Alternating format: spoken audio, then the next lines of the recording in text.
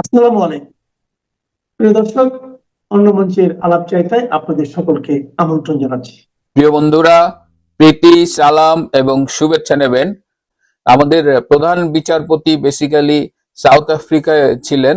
তাকে সফর সংক্ষিপ্ত করে ফিরিয়ে আনা হয়েছে। তার মানে এটা খুব গুরুত্বপূর্ণ একটা বিষয় যে ডক্টর ইউনূস তাকে ডেকেছেন। এটার তাদের মধ্যে কি আলোচনা হয়েছে এ ব্যাপারে আমার দুটি সূত্র কিছু তথ্য দিয়েছে। তো এটা তো ভেরিফাই করার কোনো সুযোগ নাই। একটা হলো যে আহ, যে 8ই অগস্ট যে 106 অনুচ্ছেদ, সংবিধানের 106 অনুচ্ছেদ অনুযায়ী রাষ্ট্রপতি সুপ্রিম কোর্টের কাছে যে রেফারেন্স চেয়েছিলেন, সেই রেফারেন্সের বৈধতা বা সত্যতা নিয়ে প্রশ্ন উঠেছে। এই প্রসঙ্গে ডক্টর ইউনূস প্রধান বিচারপতিকে জেনেছিলেন যে এই যে অবস্থাটা এখন সৃষ্টি হয়েছে, যে এই রেফারেন্স এইটার ভ্যালিডিটি অ্যাকসেপ্টেবল হচ্ছে না, এটা সত্য মিথ্যা হলে এটার কি সমস্যা হতে পারে।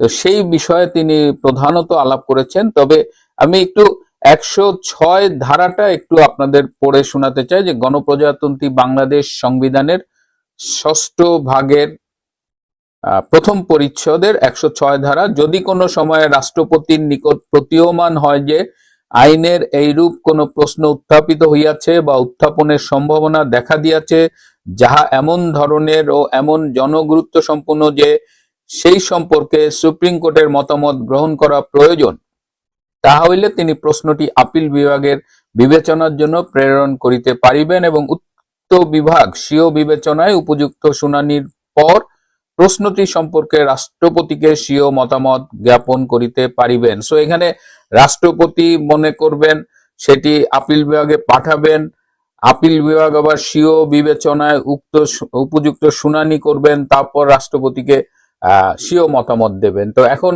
আমরা ওই 8ই অগস্ট আমাদের বিচারপতিরা কোথায় অবস্থান করছিলেন, এদিকে ক্যান্টনমেন্টে কারা অবস্থান করছিলেন, সেই তালিকায় দেখা যাচ্ছে প্রধান বিচারপতি এবং আরেকজন আপিল বিভাগের বিচারপতি দুজনই ক্যান্টনমেন্টে ছিলেন। তো এই বিষয়ে কিছুটা কনফিউশন দেখা দিয়েছে এবং এই বিচারপতিরা যদি কোনো রেফারেন্স দিয়ে থাকেন সরাসরি রাষ্ট্রপতিকে দিয়েছেন কিনা, বা রাষ্ট্রপতি তাদের কাছে চেয়েছেন নাকি আইন মন্ত্রণালয়ের মাধ্যমে চেয়েছেন, এই বিষয়গুলো একটু খোলাসা করা দরকার।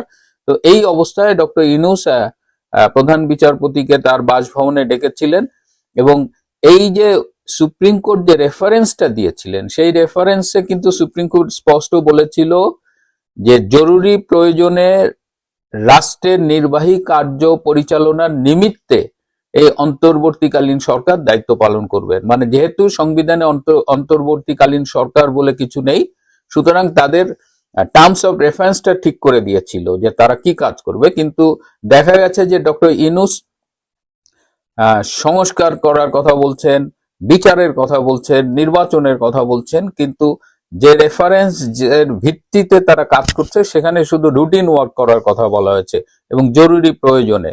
তো সেইখানে ডক্টর ইউনূস কিন্তু অলরেডি সেই রেফারেন্সের সেই যে অভিমত দিয়েছিলেন, যে রায়টা দিয়েছিলেন সুপ্রিম কোর্ট, সেটা কিন্তু তিনি ভায়োলেট করছেন। এবং 111 ধারায় কিন্তু এ ব্যাপারে বলা আছে যে আপিল বিভাগ কর্তৃক ঘোষিত আইন হাইকোর্ট বিভাগের জন্য এবং সুপ্রিম কোর্টের যে কোনো বিভাগ কর্তৃক ঘোষিত আইন অধস্তন সকল আদালতের জন্য অবশ্য পালনীয় হবে। সুতরাং এই 106 নম্বর রেফারেন্সের 106 নম্বর অনুচ্ছেদের আলোকে যে রেফারেন্সটা প্রেক্ষিতে যে রায়টা দিয়েছে, সেখানে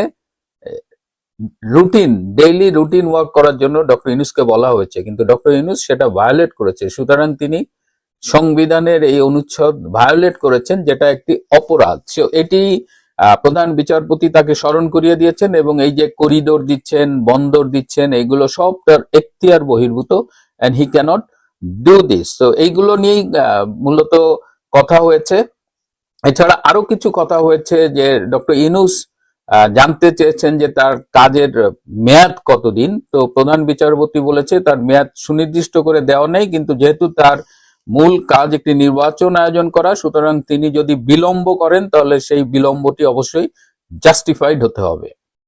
এছাড়াও ডক্টর ইউনূস তার কাছে এই জুলাই ঘোষণার প্রেক্ষিতে সংবিধান অকার্যকর হয়ে যাবে কিনা, রাষ্ট্রপতি সেনাপ্রধানের পদ বিলুপ্ত হবে কিনা এই বিষয়েও তার মতামত গ্রহণ করেন এবং প্রধান বিচারপতি স্পষ্ট করে জানিয়ে দেন যে এই ধরনের কোনো প্রভিশন সংবিধানে নেই এবং এ ধরনের কোনো উদ্যোগ নেওয়া হলে দেশে একটি সাংবিধানিক নৈরাজ্য দেখা দেবে এবং তার ফলাফল বা তার কনসিকুয়েন্সেস অনেক কিছুই হতে পারে এবং সেক্ষেত্রে হয়তো যা যা ঘটতে পারে সে অনেক কিছুই ডক্টর ইউনূসের পক্ষে যাবে না বলে তিনি ডক্টর ইউনূসকে সতর্ক করে দেন।